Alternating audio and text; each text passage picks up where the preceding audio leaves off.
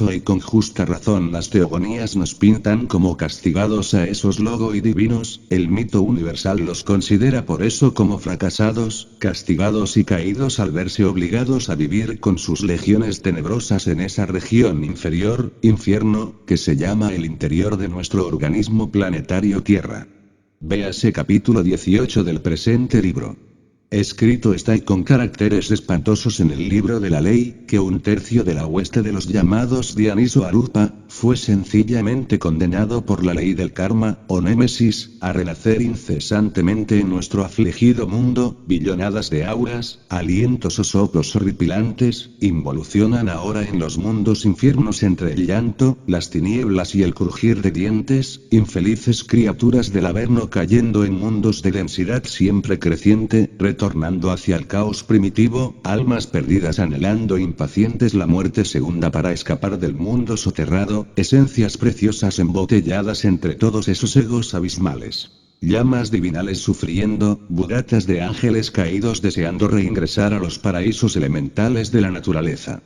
Auras, soplos, recomenzando después la marcha evolutiva que les ha de conducir otra vez desde la piedra hasta el hombre, bien saben los divinos y los humanos, que nada ganó la humana especie con la caída de esos titanes del fuego.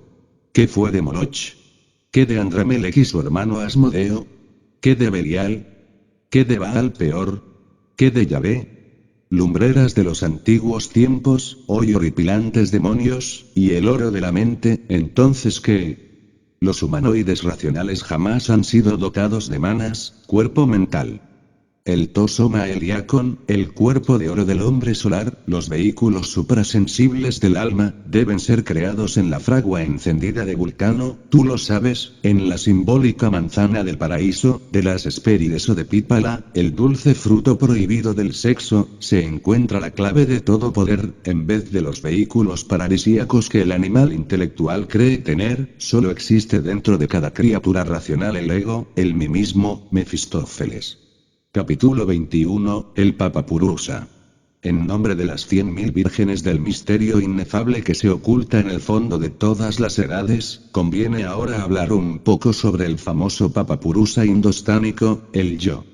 Los viejos ermitaños de la sagrada tierra del Ganges tienen la costumbre de visualizarlo mentalmente en el lado izquierdo de la cavidad del estómago y de la medida del dedo pulgar. Se lo imaginan con fiero aspecto, ojos y barba de color rojo y sosteniendo espada y escudo con el ceño fruncido, figura simbólica de todos nuestros defectos psicológicos, místico momento inolvidable de exótica beatitud oriental es aquel en que los ancianos anacoretas cantan sus mantras sagrados y se concentran extáticos en la región del ombligo, en esos instantes deliciosos de insospechable dicha, el yogi debe pensar en el Papa Purusa, imaginándoselo reducido a cenizas entre el fuego que chisporrotea. Lágrimas de profundo arrepentimiento por las faltas cometidas desde los antiguos tiempos, caen de los ojos del penitente quien en el silencio santo suplica a su Madre Divina Kundalini elimine de su interior tal o cual defecto psicológico. Así es en verdad como el sadaka, va muriendo de instante en instante. Solo con la muerte adviene lo nuevo. El Papa Purusa, es el ego lunar, el Mefistófeles de Goethe, el espantoso Klingsor de la gramática wagneriana, a todas luces resalta con entera claridad meridiana el hecho terrible de que el Papa Purusa no tiene legítima individualidad, no es un centro único de comando, no es un rayo particular. Cada idea, cualquier sentimiento, una y otra sensación, yo amo, yo no amo, es fuera de toda duda un yo diferente, distinto. Esos yoes múltiples no están ligados entre sí, ni coordinados en modo alguno. Cada uno de ellos depende realmente de los variados cambios exteriores. Tal yo sigue fatalmente a tal otro, y algunos hasta se dan el lujo de aparecer acompañados de otros, pero es obvio que no hay en ello ni orden ni sistema. Algunos grupos caprichosos de yoes, pendencieros y gritones, tienen entre sí ciertos lazos psíquicos constituidos por asociaciones naturales de tipo completamente accidental, recuerdos fortuitos o semejanzas especiales. Es ostensible que cada una de estas fracciones del horrible Papapurusa, cada uno de estos agregados psíquicos o yoes, no representa, en un instante dado, más que una ínfima parte de todas nuestras funciones psicológicas, empero, es incuestionable el que en lo particular cualquier tipo de yo cree muy sinceramente representar el todo. Cuando el pobre animal intelectual equivocadamente llamado hombre dice yo, se tiene la falsa impresión de que habla de sí mismo en su aspecto total, íntegro, mas en verdad es cualquiera de las innumerables fracciones subjetivas del Papapurusa la que parla. Momentos después, puede haberlo olvidado totalmente y expresar con idéntica convicción cualquier idea antitética, simple manifestación de otro yo. Las múltiples contradicciones de tipo psicológico tienen por fundamento el yo pluralizado, las variadas fases del Papapurusa. El aspecto grave de todos estos procesos psíquicos es que en verdad el pobre humanoide racional nada recuerda de tal cosa. En la mayoría de los casos da crédito al último yo que ha hablado, mientras este dura, es decir, mientras un nuevo yo a veces sin relación alguna con el anterior, no ha expresado todavía su opinión más fuerte. La conciencia enfrascada entre todas estas fracciones subjetivas del Papapurusa, es indubitable que duerme profundamente. Resulta subconsciente, nosotros necesitamos convertir al subconsciente en consciente y eso solo es posible aniquilando al Papapurusa. Para finalizar el presente capítulo conviene analizar algunas palabras muy interesantes del sánscrito, veamos. Amkrita Baba. El significado de estos dos términos indostánicos es condición egoica de nuestra propia conciencia. Es obvio que la conciencia embutida entre todos estos agregados psíquicos que constituyen el Papapurusa, se procesa fatalmente en función de su propio embotellamiento. Atma Vidya. Palabra misteriosa, término sánscrito lleno de honda significación. Tradúzcase como conciencia despierta, liberada del Papapurusa mediante la aniquilación total de este último.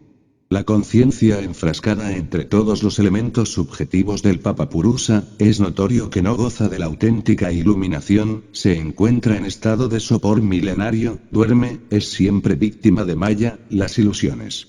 Atma Shakti. Término sánscrito divinal. Con esta palabra de oro señalamos, indicamos, el poder absolutamente espiritual. Por secuela, consecuencia, corolario, podemos y hasta debemos enfatizar la idea clásica de que la conciencia no puede gozar del legítimo poder espiritual mientras no se haya liberado íntegramente de su condición egoica. El Parsifal wagneriano protegido con las armas de Vulcano redujo a polvareda cósmica al monstruo de las 1000 caras, el famoso Papapurusa. Solo así, pudo reconquistar la inocencia en la mente y en el corazón. Si bien es cierto que en un pasado remoto el hijo de Ezelaide también había herido mortalmente al cisne Kala Amsa, es ostensible y cualquiera lo comprende que al entrar en las tierras de Monsalvat ya no existía lujuria en él, era puro, se había convertido en un santo, había logrado el Atma Vidya. Capítulo 22, Despertad. Oh pobres humanoides intelectuales. Despertad de vuestro sueño espantoso de ajnana. Ignorancia. Abrid los ojos y alcanzad el pleno y absoluto conocimiento de Atman. El ser. Coronados con el laurel bendito de la poesía, conviene que escanciemos del ánfora de oro de la sabiduría el dulce vino, en nombre de Iodebe, el Padre que está en secreto y la divina Madre Kundalini, debemos platicar tú y yo querido lector, Si tú comprendieras lo que es estar despierto, escuchad te digo. Al Dhammapada, la obra sacra del Buda Siddhartha Gautama. El despierto tiene por suprema penitencia el ser paciente, por el supremo nirvana, el ser sufrido. Porque él no es una anacoreta que dé de golpes a los demás, no es un asceta que injurie a los demás. Hasta los dioses envidian a aquellos que son despiertos, no son olvidadizos, se dan a la meditación, son sabios, y se deleitan en el sosiego del alejamiento del mundo. No cometer pecado alguno, hacer el bien y purificar la propia mente, tal es la enseñanza de todo aquel que es despierto. Quien hace acatamiento a aquel que es digno de acatamiento, a aquel que ha despertado a los discípulos de él, a aquellos que han sojuzgado al huésped maligno, el ego animal, y atravesado el torrente de la tristeza, quien hace acatamiento a esos tales como a quienes han hallado la liberación y no conocen temores, adquiere méritos que nadie puede mesurar. En verdad que vivimos felices si no odiamos a aquellos que nos odian, si entre hombres que nos odian habitamos libres de rencor. En verdad que vivimos felices, si nos guardamos de afligir a quienes nos afligen, si, viviendo entre hombres que nos afligen, nos abstenemos de afligirlos. En verdad que vivimos felices, si estamos libres de codicia entre los codiciosos. Moriremos libres de codicia entre hombres que son codiciosos. En verdad que vivimos felices aunque a ninguna cosa la llamemos nuestra. Seremos semejantes a los dioses resplandecientes, que se nutren de felicidad. 4 cosas gana el temerario que codicia la mujer de su prójimo. Demérito, lecho incómodo, inmundo además, en tercer lugar castigo, y finalmente infierno. Los hombres prudentes que a nadie injurian y que fiscalizan constantemente su propio cuerpo, irán al lugar en que no hay mudanza, nirvana, donde, una vez llegados, ya no parecerán más. Aquellos que permanezcan siempre vigilantes, que estudian noche y día, que se esfuerzan por llegar al nirvana, acabarán por extirpar sus propias pasiones. Esto de extirpar, descartar o eliminar defectos psicológicos, es radical para despertar conciencia. Múltiples agregados de tipo subjetivo, llamémosles yoes, particularizan y dan su rasgo característico a nuestras pasiones. Comprensión y eliminación son indispensables para descartar toda esa variedad de elementos subjetivos que constituyen el ego, el mí mismo, el sí mismo. Comprensión no es todo. Alguien podría comprender en forma íntegra lo que son las 3 formas clásicas de la ira. Cólera corporal, cólera del ánimo y cólera de la lengua y sin embargo continuar con ellas. Podríamos hasta darnos el lujo de controlar el cuerpo, el ánimo y la mente. Mas es ostensible que esto no significa eliminación. Cuando uno quiere extirpar pasiones debe apelar a un poder superior. Quiero referirme al poder serpentino solar, sexual, que se desarrolla en el cuerpo del asceta. La palabra misteriosa que define a tal poder es Kundalini, la serpiente ígnea de nuestros mágicos poderes, la Madre Divina. Es incuestionable que esa energía creadora se particulariza en cada criatura. Como secuela y corolario podemos y hasta debemos enfatizar la idea trascendental de una madre cósmica particular en cada hombre. Kundalini, Herodías, Gundrihia, la mujer por antonomasia durmiendo en la tierra del Montsalvat, debe despertar de su sueño milenario. Capítulo 23, la fuerza serpentina. Cuando platicamos dulcemente en el orto purísimo de la divina lengua, que como un río de oro corre bajo la selva espesa del sol, resulta para nosotros imposible olvidar la mágica, que resuena entre la umbría como un silbo dulce y apacible, esa es la sutil voz, aquella que escuchó Elías en el desierto. Apolonio de Tiana se envolvía en su famoso manto de lana para rogar a los dioses santos pidiendo el enigmático sonido, la mística nota, la mágica, le confería al viejo hierofante el poder para salir conscientemente en cuerpo astral. La tiene en verdad cierta similitud con la letra hebraica tzad, mientras la sigma griega, triforme, se relaciona con la primera y con shin, y semek.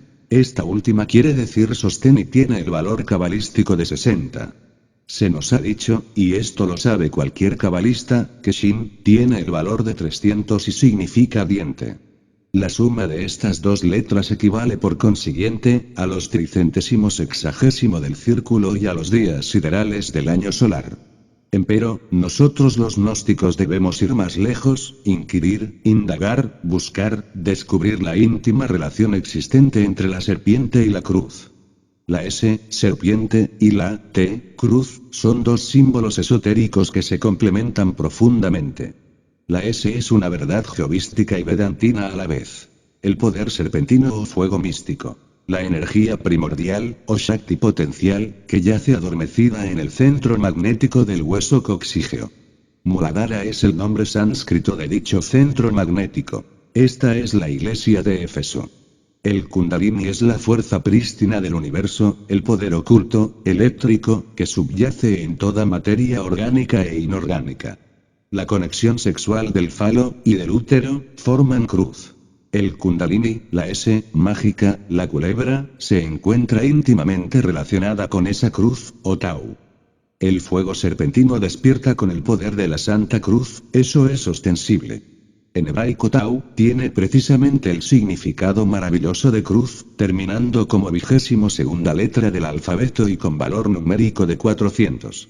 Resulta fácil comprender que la vocal U es letra moderna derivada de V, como la G, de C, por la urgente necesidad de distinguir claramente entre los dos sonidos, adquiriendo naturalmente una forma práctica idéntica a la griega.